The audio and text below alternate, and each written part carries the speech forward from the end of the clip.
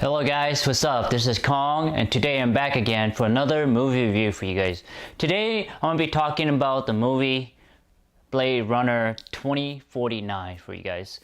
This movie was one of my highly anticipated movie of this year so far. So this movie is I thought it was gonna be good and it was good. So let me talk about the pro first, okay? There's a lot of pros.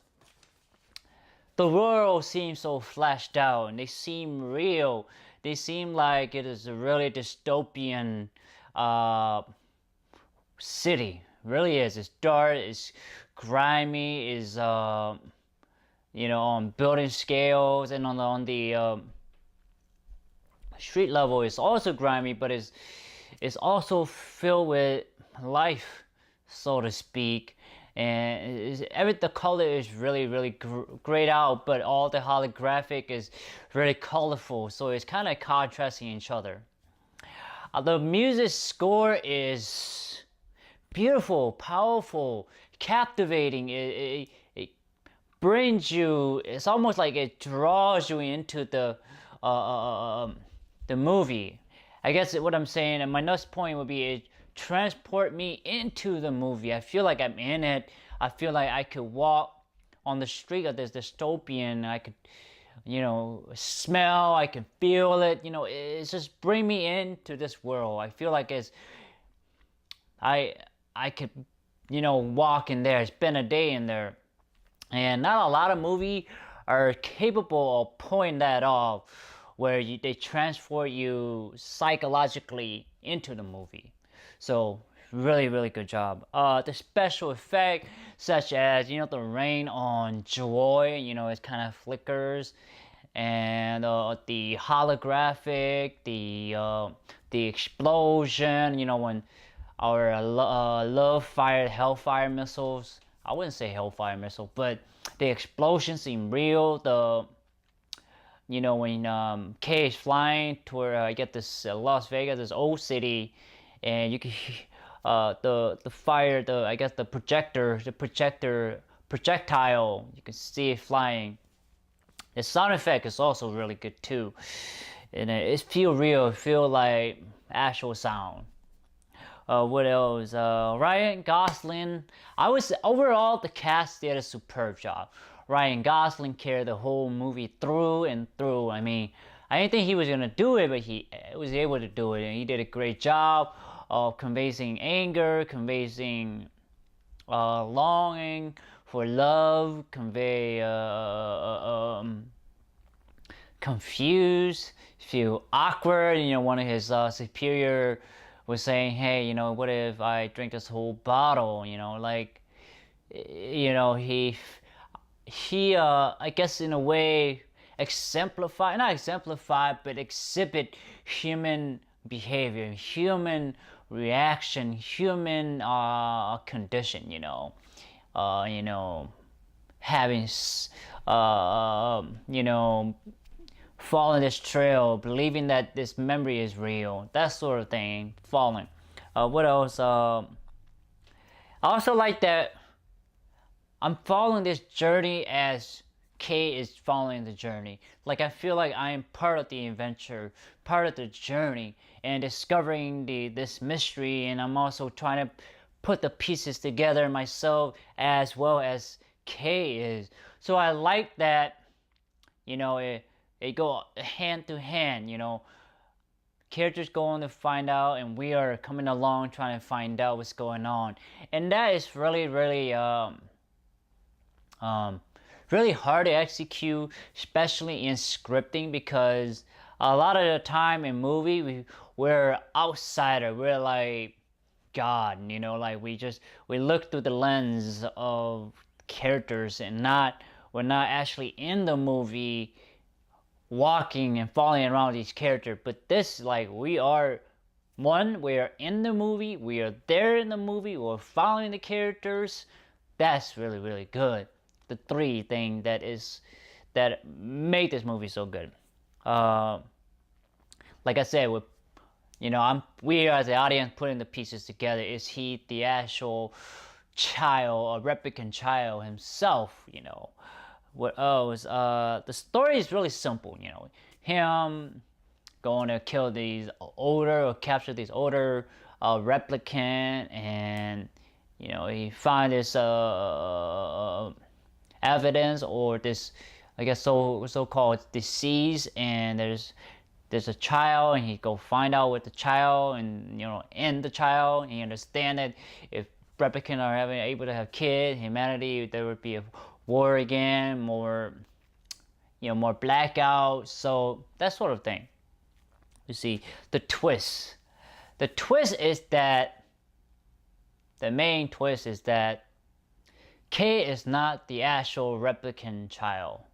The other girl, Doctor some, I can't remember her. She lived in a bubble. She is the replicant child, but he is not. And in a way, it's also tragic for him, but also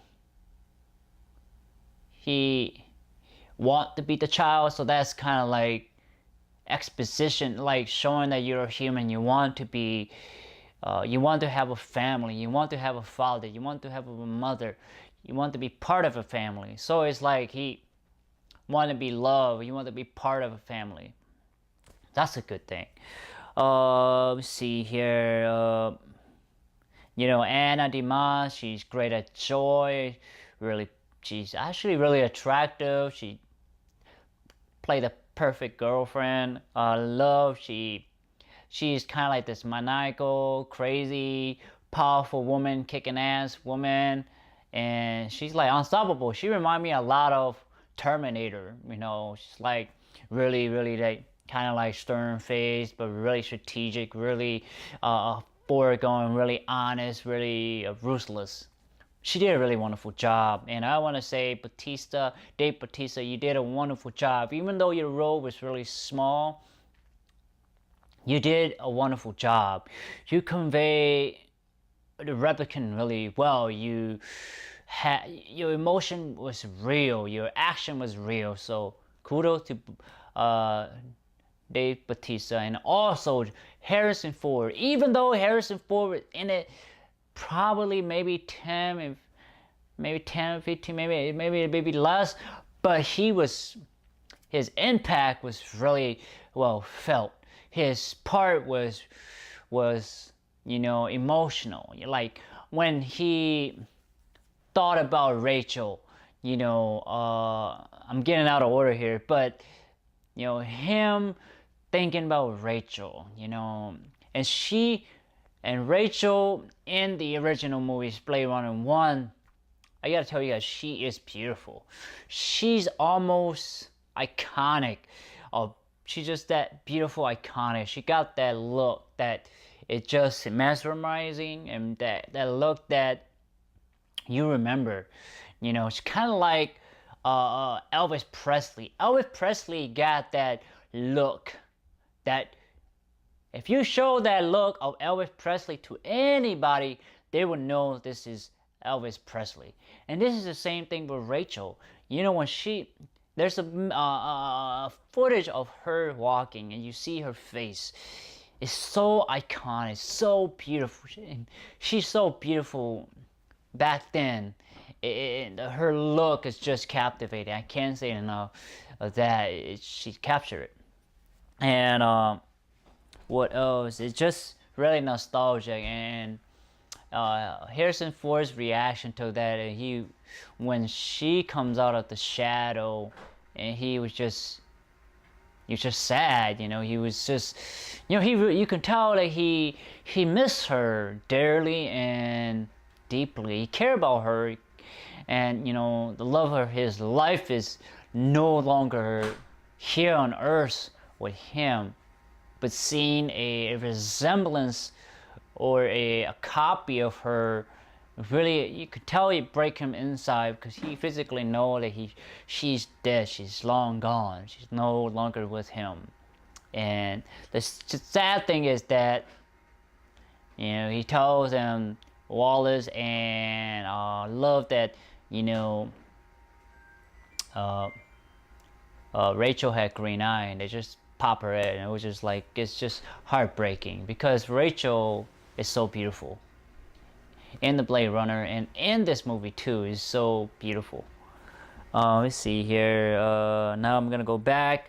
The set piece are artistic. There are a piece of work of art. You know, it is whoever the production design, you did a wonderful job of really giving the different set piece its own characters, its own purpose, its own design.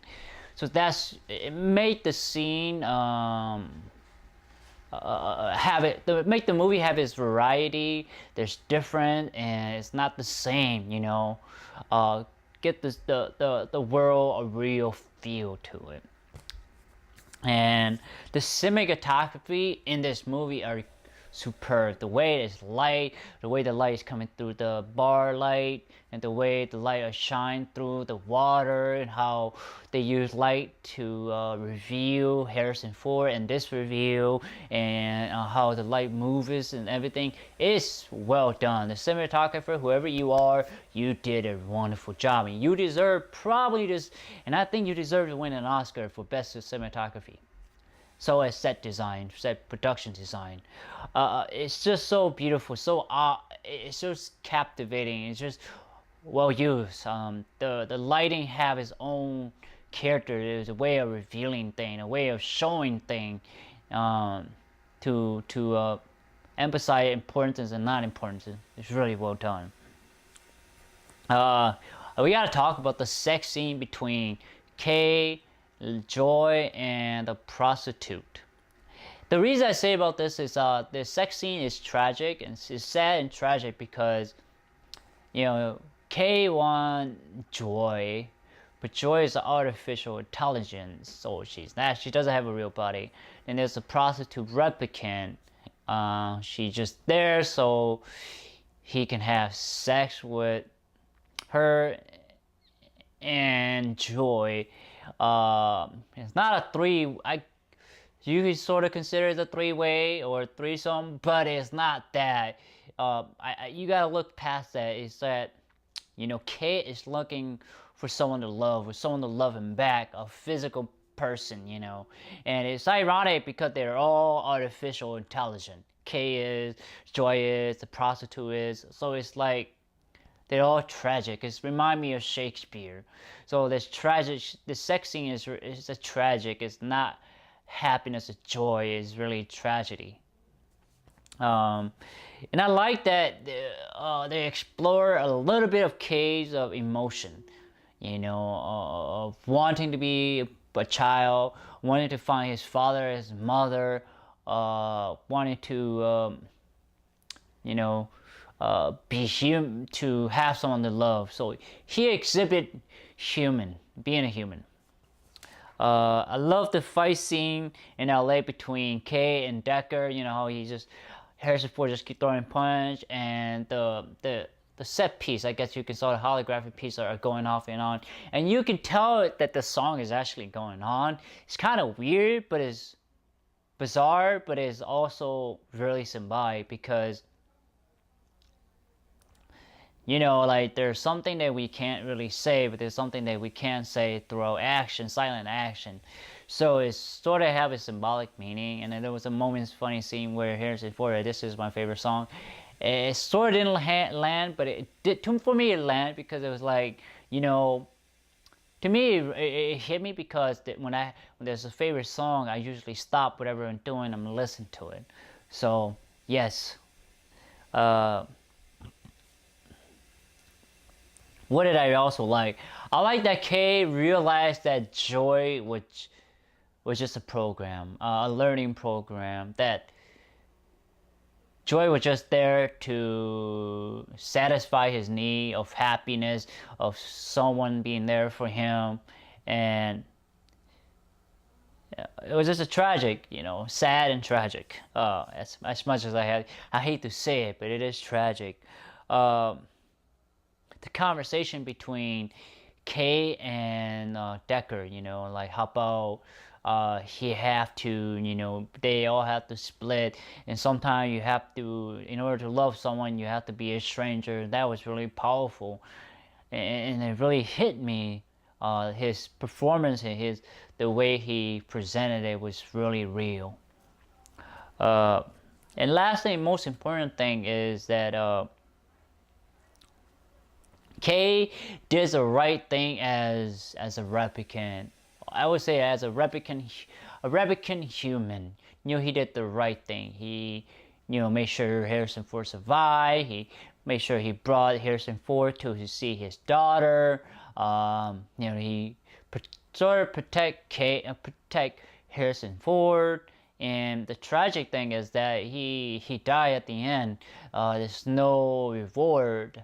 There's no,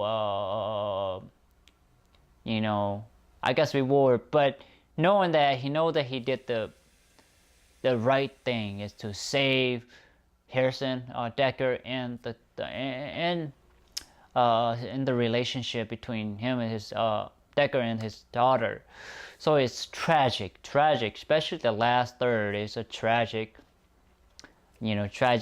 third. So it's just that, the ending was also powerful too. I guess it relate to what I was just talking earlier, how he died, but Harrison Ford found his daughter, and there's happiness there because he's found his Harrison found his daughter, and Kate didn't have joy in his life. He didn't really have anybody in his life at the moment of death, which is sad. So now let's move on to the con. There are a few cons. First, Jared Leto as Wallace. He feel like an average villain. I mean, to me, I feel like he have a high level of intelligence. He really does. The way he speak, the way he talk in cryptic analogy, cryptic talk. And to me, he feel like someone. He's out there somewhere. He's just a different person. He's like a eccentric person. He kind of remind me of like Tony Stark.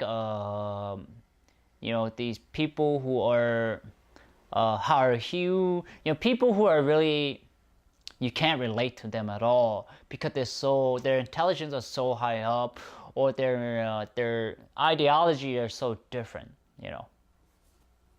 The pacing in this movie is really long. There's some scene is kind of repetitive. I think it needs to be cut out, and then cut out.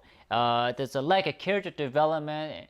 Like I said before, they could have cut the repeated scene and use it to develop Kay's character, develop Love's character, develop Joy's characters. That sort of thing, the main important pieces.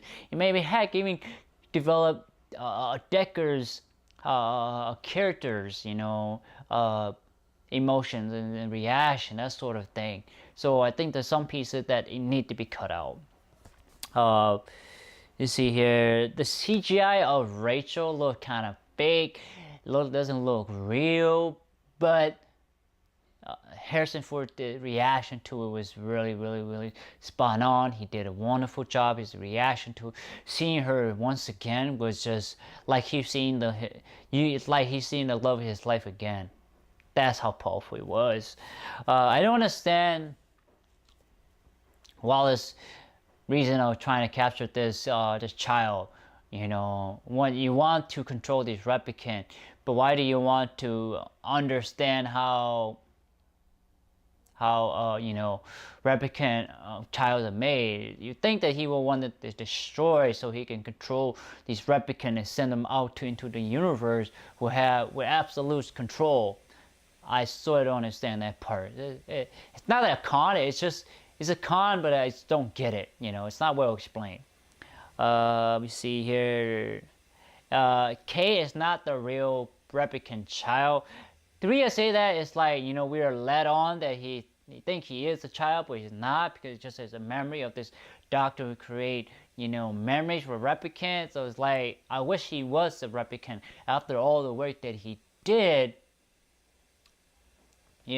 I wish Harrison Ford would say, even though you're not my real son, you were the closest son I ever had to me.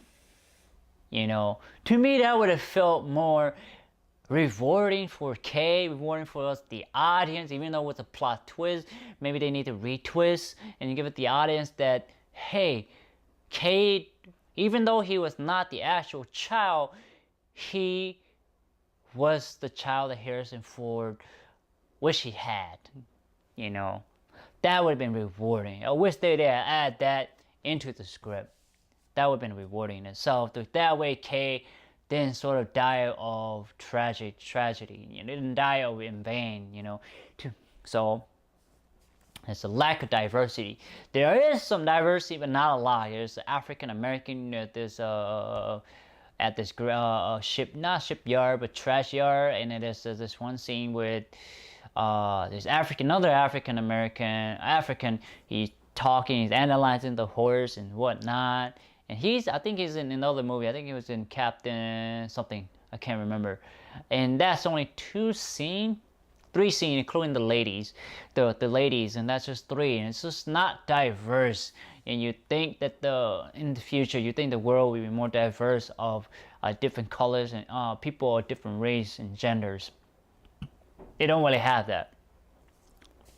And I wish Joy would have found a real body. I mean, she's a learning AI.